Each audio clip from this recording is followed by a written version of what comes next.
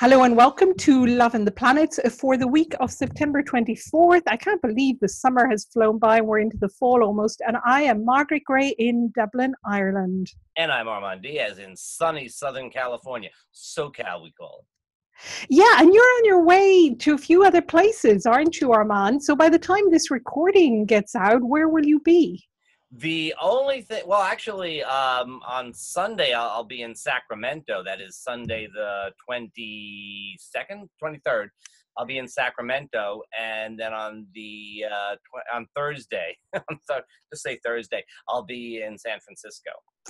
Fantastic. So if you want to catch some of your talks on relationships, absolutely go and, go to San Francisco if you're there already, of course. San Francisco Astrological Society, isn't that right? Yes, San Francisco Astrological Society.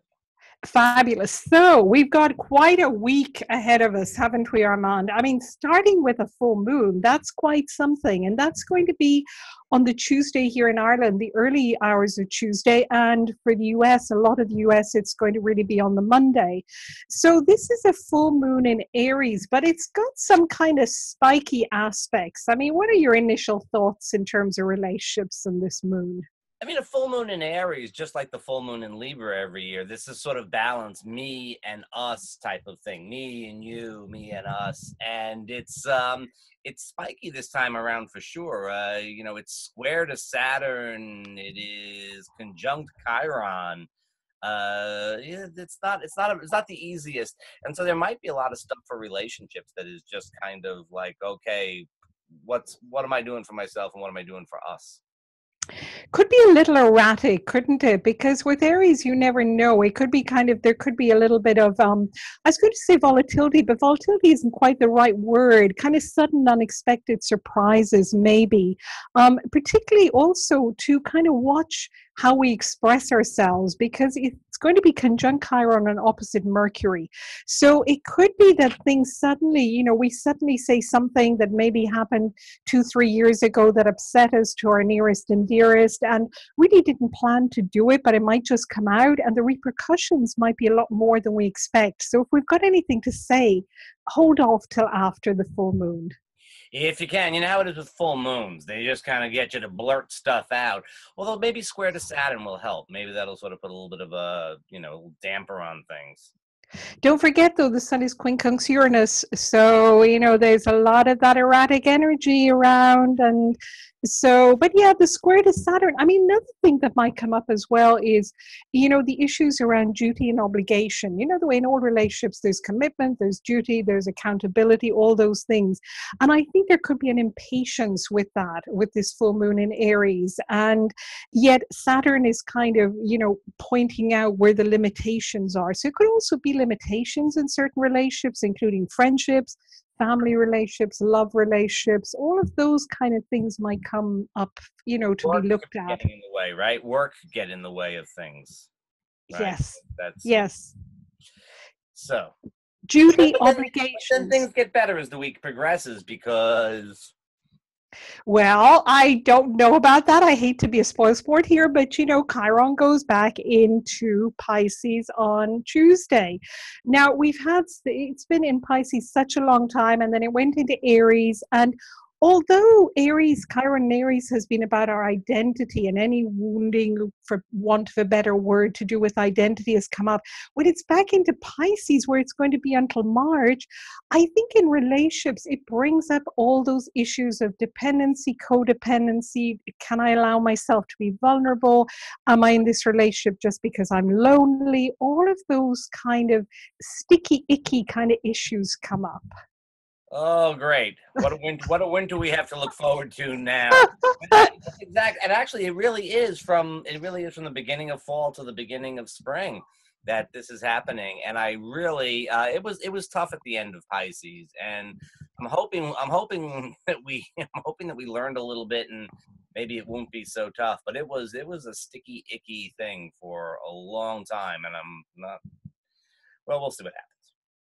Yes, and I think the other side of Pisces, though, to remember is that it does remind us that we're all interconnected, that we're really all, part of each other, part of each other's lives. And I think maybe this last round of Chiron in Pisces might do a little bit of healing around that fear of being alone and isolated. And it might actually heal some of those wounds and remind us that, especially in this day of, social media, that we can connect with others at the drop of a hat. I mean, look at us talking across, not just an ocean, but also, the whole of the US. I mean, that would have been unheard of a few years ago. So that's really a great way for us all to be reminded that we can connect with each other very, very fast. That's very true. 8 time zones here.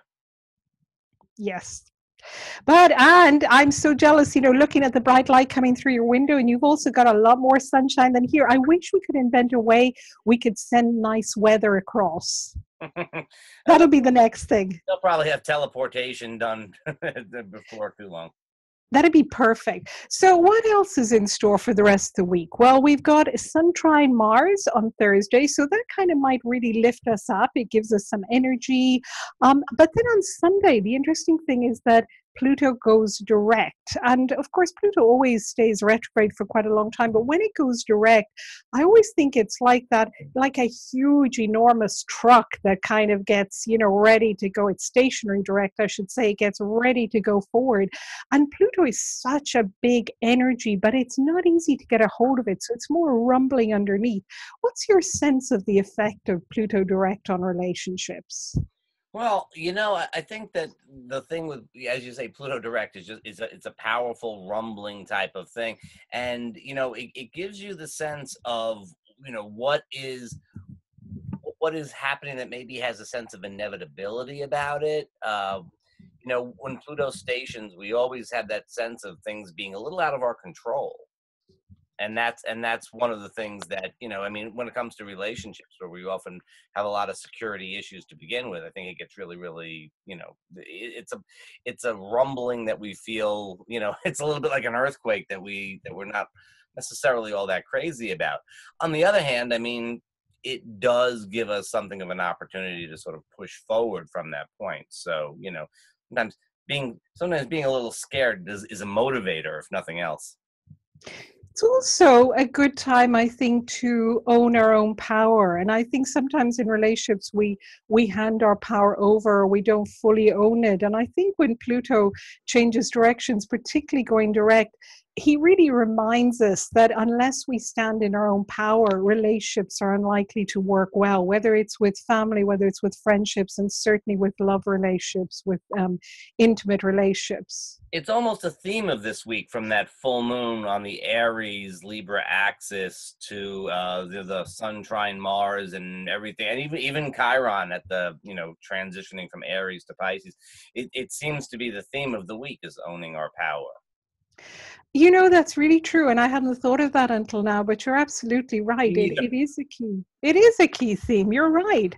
Now, one last thing before we go is just to say, again, back to communication. I think that's the other theme around being careful around communication, because Mercury is quincunx Neptune. So on the Sunday, so there could easily be some confusion. So really just to be aware, again, to be just more conscious of how we communicate, and to maybe make a little more effort, particularly with that Pluto going stationary direct, that again, so it's really the beginning and end of the week, we need to be a little cautious, don't we, around communication with people. Very, very much so. Very, very much so. It's one of those things that it's probably a good opportunity to say what you feel, but you could also come out the wrong way sometimes, and you got to be a little careful about it and think about it a little bit. True. Well, I hope you have a wonderful rest of your time in the sunshine. I'm not jealous at all, of course. I really wouldn't rather be there at all. But I'll see you next week. Enjoy the beach. Bye-bye. Bye.